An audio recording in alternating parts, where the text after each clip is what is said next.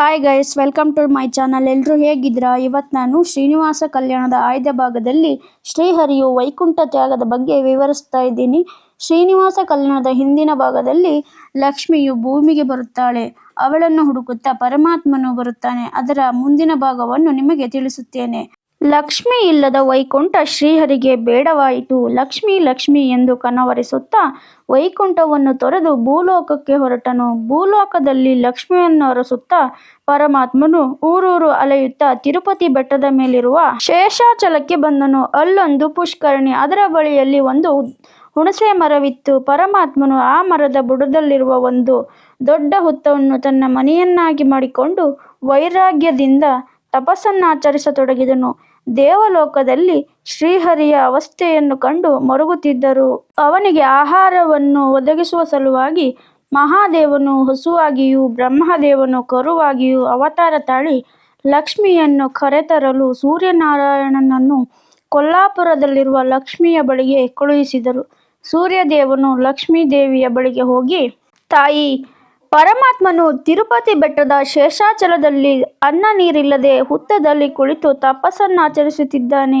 ಅವನಿಗೆ ಆಹಾರವನ್ನು ಒದಗಿಸಲು ಮಹಾದೇವನು ಮತ್ತು ಬ್ರಹ್ಮದೇವನು ಹಸು ಕರುಗಳಾಗಿ ರೂಪವನ್ನು ಹೊಂದಿ ನಿನಗೆ ಹೇಳಿ ಕಳುಹಿಸಿದ್ದಾರೆ. ನೀನು ಈಗಿಂದೀಗಲೇ ಗೊಲ್ಲತಿಯಾಗಿ ಬಂದು ಆ ಹಸು ಕರುಗಳನ್ನು ಚೋಳರಾಜನ ಅರಮನೆಗೆ ಕರೆದುಕೊಂಡು ಹೋಗಿ ಮಾರು ಎಂದು ವಿನಂತಿಸಿಕೊಂಡನು. ಪತಿಯ ಮೇಲಿನ ಕೋಪ ಕಡಿಮೆಯಾಗದಿದ್ದರೂ ಆತನ ಸ್ಥಿತಿಗಾಗಿ ಮರುಗಿದ ಮಹಾಲಕ್ಷ್ಮಿ ಗೊಲ್ಲತಿಯಾಗಿ ಹಸುಕರುಗಳಾದ ಮಹಾದೇವ ಮತ್ತು ಬ್ರಹ್ಮದೇವನ ಬಳಿಗೆ ಬಂದಳು. ಅಂಬಾ ಅಂಬಾ ಎನ್ನುತ್ತಾ ಅವುಗಳು ಲಕ್ಷ್ಮಿಗೆ ನಮಸ್ಕರಿಸಿ ಅವಳೊಂದಿಗೆ ಚೋಳರಾಜನ ಆಸ್ಥಾನಕ್ಕೆ ಹೋದವು.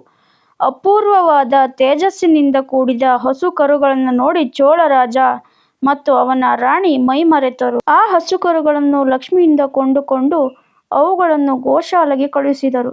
ಮರುದಿನ ಬೆಳಗ್ಗೆ ಗೋಪಾಲಕನು ಗೋವುಗಳನ್ನು ಮೇಯಿಸುವುದಕ್ಕೆ ಕರೆದುಕೊಂಡು ಹೋಗುವ ಮೊದಲು ರಾಜರಾಣಿಯರು ಗೋಶಾಲೆಗೆ ಬಂದರು.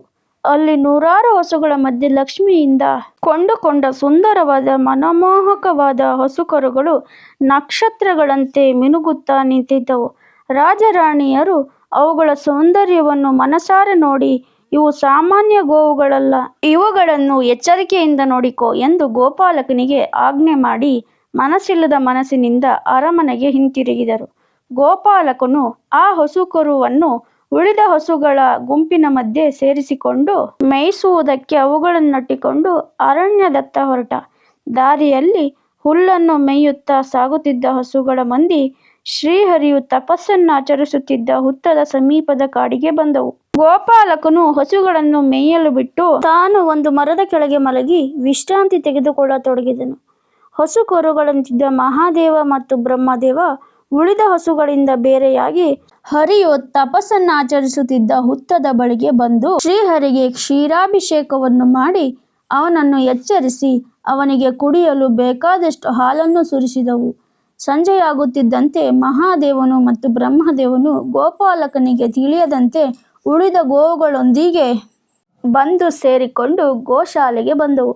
ರಾಣಿ ತನ್ನ ಪ್ರೀತಿಯ ಹಸುವನ್ನು ಕರೆಯಲು ಬೆಳ್ಳಿಯ ಪಾತ್ರೆಯನ್ನು ಹಿಡಿದುಕೊಂಡು ಬಂದಳು.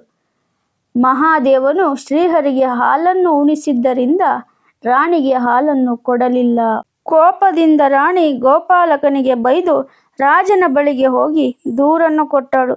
ರಾಜ ಗೋಪಾಲಕನನ್ನು ಕರೆಸಿ, ನೀನು ಹಾಲನ್ನು ಕರೆದು ಯಾರಿಗಾದರೂ ಮಾರಿದೆಯಾ ಎಂದು ಕೇಳಿದ. ಗೋಪಾಲಕ, ಇಲ್ಲ ಬುದ್ಧಿ ಎಂದು. ಹಾಗಾದರೆ ಹಸುವಿನ ಹಾಲು ಏನಾಯಿತು ಎಂದು ರಾಜ ಗೋಪಾಲಕನನ್ನು ಸಂಶಯದಿಂದ ನೋಡುತ್ತಾ ಕೇಳಿದ. ಗೊತ್ತಿಲ್ಲ ಬುದ್ಧಿ, ಬಹುಶಃ ನನಗೆ ತಿಳಿಯದಂತೆ ಅದರ ಕರುವು ಕುಡಿದಿರಬಹುದು ಎಂದು ಗೋಪಾಲಕ ಮತ್ತಷ್ಟು ಭಯಗೊಂಡನು. ಆಗ ರಾಜ, ಒಂದು ದಿನ ಅವಕಾಶ ಕೊಡುತ್ತೇನೆ, ನಾಳೆಯೂ ಹೀಗೆ ಆದರೆ ನಿನಗೆ ಇಲ್ಲಿ ಕೆಲಸವಿಲ್ಲ ಎಂದು ರಾಜ ಸಿಟ್ಟಿನಿಂದ ಹೇಳಿ ಗೋಪಾಲಕನನ್ನು ಕಳುಹಿಸಿಕೊಟ್ಟ. ಮರುದಿನ ಗೋಪಾಲಕನು ಹಸುವಿನ ಮೇಲೆ ಗಮನ ಇಟ್ಟು ಮರದ ನೆರಳಿನಲ್ಲಿ ಹೋಗಿ ಮಲಗಿದನು. ಹಸುವು ಮೆಲ್ಲನೆ ಕರುವಿನೊಂದಿಗೆ ಅಲ್ಲಿಂದ ಮರೆಯಾಗಿ ಹುತ್ತದ ಬಳಿಗೆ ಹೋಗಿ ಶ್ರೀಹರಿಗೆ ಹಾಲನ್ನು ಸುರಿಸತೊಡಗಿತು. ಹಿಂದಿನಿಂದ ಬಂದ ಗೋಪಾಲಕನು ಅದನ್ನು ನೋಡಿ, ಪಾಪಿ, ನನ್ನ ಅನ್ನಕ್ಕೆ ಕಲ್ಲು ಹಾಕಲು ಇಲ್ಲಿಗೆ ಬಂದು ಹುತ್ತಕ್ಕೆ ಹಾಲನ್ನು ಸುರಿಸುತ್ತಿರುವೆಯಾ ಎಂದು ಕೋಪದಿಂದ ಕೇಳಿ ತನ್ನ ಕೈಯಲ್ಲಿರುವ ಕೊಡ್ಡಲಿಯಿಂದ ಹೊಡೆಯಲು ಮುಂದಾದನು. ಆಗ ಆಪತ್ಬಾಂಧವನಾದ ಶ್ರೀಹರಿಯು ಹಸುವನ್ನು ರಕ್ಷಿಸಲು ಬಯಸಿ ಹುತ್ತದಿಂದ ಮೇಲೆದ್ದನು. ಗೋಪಾಲಕನ ಕೊಡ್ಡಲಿಗೆ ತನ್ನ ದೇಹವನ್ನೇ ಒಡ್ಡಿ ಗೋವುವನ್ನು ರಕ್ಷಿಸಿದನು.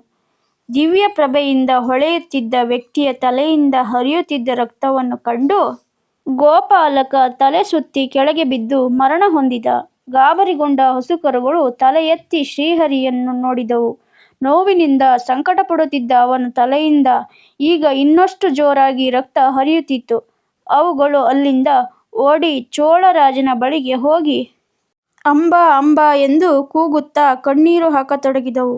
ರಾಜನು ಅವುಗಳನ್ನು ಸಮಾಧಾನ ಮಾಡಿಸಿ ಅವುಗಳೊಂದಿಗೆ ಶ್ರೀಹರಿಯು ತಪಸ್ಸನ್ನಾಚರಿಸುತ್ತಿದ್ದ ಹುತ್ತದ ಬಳಿಗೆ ಬಂದನು. ಅವನನ್ನು ಕಂಡು ಶ್ರೀಹರಿಯು, ನೀನೇನಾ ಈ ದೇಶದ ರಾಜ ಎಂದು ಕೋಪದಿಂದ ಕೇಳಿದನು. ಹೌದು ಸ್ವಾಮಿ ಎಂದು ಚೋಳರಾಜ ಆ ತಪಸ್ವಿಗೆ ತಲೆಬಾಗಿ ವಂದಿಸಿದ. ನೀನು ಕೆಲಸದಿಂದ ತೆಗೆಯುವ ಭಯ ಹುಟ್ಟಿಸಿದ್ದರಿಂದ ಗೋಪಾಲಕನು ನನ್ನ ತಲೆಗೆ ಹೊಡೆದ. ಈ ದುಃಖಕ್ಕೆ ನೀನೇ ಕಾರಣ. ನಿನಗೆ ಪಿಚಾಚಿ ಜನ್ಮ ಬರಲಿ ಎಂದು ಮಹಾವಿಷ್ಣು ರಾಜನಿಗೆ ಶಾಪವನ್ನು ಕೊಟ್ಟ. ಆಗ ಚೋಳರಾಜ ತನ್ನ ಎರಡೂ ಕೈಗಳನ್ನು ಜೋಡಿಸಿ, ಆಪತ್ಬಾಂಧವ, ಅನಾಥ ರಕ್ಷಕ, ತಿಳಿಯದೆ ಮಾಡಿದ ತಪ್ಪಿಗಾಗಿ ಕ್ಷಮೆಯನ್ನು ನೀಡಿ ಕಾಪಾಡು ಎಂದು ದೀನನಾಗಿ ಬೇಡಿಕೊಂಡನು. ಅದರಿಂದ ಶಾಂತನಾದ ಪರಮಾತ್ಮನು, ಈ ಭೂಮಿಯಲ್ಲಿ ನಡೆಯುವ ನನ್ನ ಮತ್ತು ಪದ್ಮಾವತಿಯ ಕಲ್ಯಾಣದ ಕಾಲದಲ್ಲಿ ನಿನ್ನ ಶಾಪ ವಿಮೋಚನೆಯಾಗುತ್ತದೆ ಎಂದು ತನ್ನ ತಲೆಗಾದ ಗಾಯಕ್ಕೆ ಔಷಧಿಯನ್ನು ಹುಡುಕುತ್ತಾ ವರಹಗಿರಿಯ ಬಳಿಗೆ ಬಂದ. ಅಲ್ಲಿ ವರಹಸ್ವಾಮಿಯು, ಗಾಯಗೊಂಡು ಸಂಕಟಪಡುತ್ತಿರುವ ನಿನ್ನನ್ನು ಕಂಡರೆ ನನ್ನನ್ನೇ ಕಂಡಂತಾಗುತ್ತದೆ. ನೀನು ಯಾರು ಎಂದು ಶ್ರೀಹರಿಯನ್ನು ಕೇಳಿದ. ಅದಕ್ಕೆ ಶ್ರೀಹರಿಯು, ನಾನು ವೈಕುಂಠಾಧಿಪತಿ ವಿಷ್ಣು. ಒಂದು ಸಣ್ಣ ಕಾರಣಕ್ಕಾಗಿ ನನ್ನ ಹೃದಯೇಶ್ವರಿ ಮಹಾಲಕ್ಷ್ಮಿ ನನ್ನ ಮೇಲೆ ಕೋಪಿಸಿಕೊಂಡು ಭೂಲೋಕಕ್ಕೆ ಬಂದಳು. ಅವಳನ್ನು ಹುಡುಕಿಕೊಂಡು ನಾನು ಭೂಮಿಗೆ ಬಂದೆ ಎಂದ. ಅದನ್ನು ಕೇಳಿ ವರಹಸ್ವಾಮಿ, ನಾನೂ ಕೂಡ ನಿನ್ನಂತೆ ವೈಕುಂಠಾಧಿಪತಿ ವಿಷ್ಣು. ಹಿಂದೆ ಕೃತಯುಗದಲ್ಲಿ ಹಿರಣ್ಯಾಕ್ಷನಿಂದ ಭೂದೇವಿಯನ್ನು ರಕ್ಷಿಸಲು ಭೂಮಿಯಲ್ಲಿ ಅವತರಿಸಿದೆ ಎಂದ. ನಿನ್ನ ಅವತಾರ ಮುಗಿದರೂ ನೀನಿನ್ನೂ ಭೂಮಿಯಲ್ಲೇ ಇರುವೆಯಲ್ಲ ಎಂದು ಶ್ರೀಹರಿಯು ಆಶ್ಚರ್ಯದಿಂದ ಕೇಳಿದ. ಅದಕ್ಕೆ ವರಹಸ್ವಾಮಿ, ನನ್ನ ಅವತಾರ ಮುಗಿದಿರುವುದು ನಿಜವಾದರೂ ನನ್ನ ಒಂದು ಅಂಶ ಈ ಭೂಮಿಯನ್ನು ಬಿಡಲು ಇಷ್ಟಪಡದೆ ಈ ವರಹಗಿರಿಯಲ್ಲಿ ಉಳಿದುಕೊಂಡಿದೆ ಎಂದ. ಹರಿಯು ತನ್ನ ತಲೆಗಾದ ಗಾಯವನ್ನು ತೋರಿಸುತ್ತಾ, ಈ ಗಾಯಕ್ಕೆ ಔಷಧಿಯನ್ನು ಹಾಕಬೇಕಾಗಿದೆ. ಆದರೆ ನನ್ನಲ್ಲೀಗ ಒಂದಡಿ ಹೆಜ್ಜೆ ಮುಂದಿಡುವಷ್ಟು ಶಕ್ತಿ ಇಲ್ಲ ಎಂದು ನೋವಿನಿಂದ ನರಳುತ್ತಾ ಅಲ್ಲೇ ಕುಳಿತುಕೊಂಡನು. ಆಗ ವರಹಸ್ವಾಮಿ, ನೀನಿಲ್ಲಿ ನೆಲೆಸಬೇಕಾದರೆ ಈ ಕಲಿಯುಗದ ನಿಯಮದಂತೆ ನನಗೆ ಕ್ರಮವನ್ನು ಕೊಡಬೇಕೆಂದು ಹೇಳಿದ. ಅದಕ್ಕೆ ಶ್ರೀಹರಿಯು, ಇನ್ನು ಮುಂದೆ ಶ್ರೀನಿವಾಸ ಎಂಬ ನಾಮಧೇಯದಿಂದ ನಾನಿಲ್ಲಿ ನೆಲೆಸಿ ಈ ಸ್ಥಳವನ್ನು ಭೂವೈಕುಂಠವನ್ನಾಗಿಸುತ್ತೇನೆ. ಇಲ್ಲಿಗೆ ಬರುವ ಭಕ್ತರು ಮೊದಲು ನಿನ್ನನ್ನು ನೋಡಿ ಬಳಿಕ ವಾಯುಪುತ್ರನಾದ ಆಂಜನೇಯನನ್ನು ನೋಡಿ ಕ್ಷೀರಾಭಿಷೇಕ ನೈವೇದ್ಯಗಳನ್ನು ಮಾಡಿಸಿ ಭಕ್ತಾದಿಗಳು ನಂತರ ನನ್ನ ಪೂಜೆಗಳನ್ನು ಮಾಡಲಿ. ಅದೇ ನಾನು ನಿನಗೆ ಕೊಡುವ ಕ್ರಮ ಎಂದನು. ಅದರಿಂದ ಪ್ರಸನ್ನಗೊಂಡ ವರಹಸ್ವಾಮಿ, ಆಯಿತು, ಅದನ್ನೇ ನಾನು ಕ್ರಮವೆಂದು ತಿಳಿದುಕೊಂಡು ಈ ಜಾಗವನ್ನು ನಿನಗೆ ಬಿಟ್ಟುಕೊಡುತ್ತೇನೆ.